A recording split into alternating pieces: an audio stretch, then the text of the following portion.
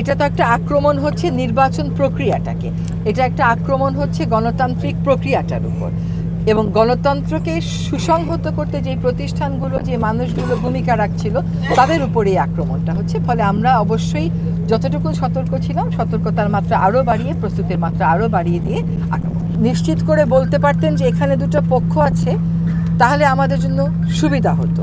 যেমন যখন অগ্নিকাণ্ডের ঘটনা ঘটে আমরা বুঝবার চেষ্টা করছিলাম যে কোথা থেকে এটা এসেছে, সে সময় আসলে একটা ট্রমার সিচুয়েশনেও যাতে ছিল, এটাকে নিয়ে একটা বাড়তি ক্রাইসিস করা হয়েছে। আজকে স্বরাষ্ট্র মন্ত্রণালয় থেকে স্পষ্ট করা হয়েছে যে প্রাথমিকভাবে 31 জনের একটি তালিকা প্রস্তুত করা হয়েছে এবং তার মধ্য থেকে আমার শেষ খবর পাওয়া পর্যন্ত 17 জনকে গ্রেফতার করা হয়েছে।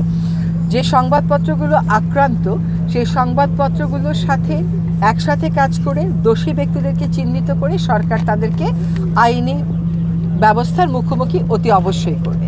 এবং এটা করতেই হবে আমাদেরকে, এই জন্য যে মানুষ যাতে বুঝতে পারে যে এরকম অপরাধ করে পার পাওয়া যাবে না।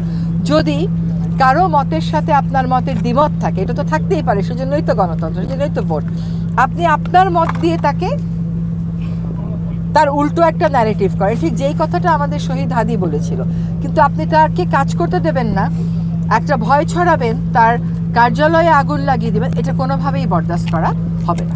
মানে আমাদের অনেকেরই সাথে ধরেন শেষ পর্যন্ত কথা হয়েছে ভোর 4:38 যখন সকল উদ্ধার কাজ শেষ হয়েছে, তখন আমরা ফোন আলাপটা শেষ করেছি এবং নুরুল কবির ভাইয়ের সাথে আমার নিজেরও কথা হয়েছে।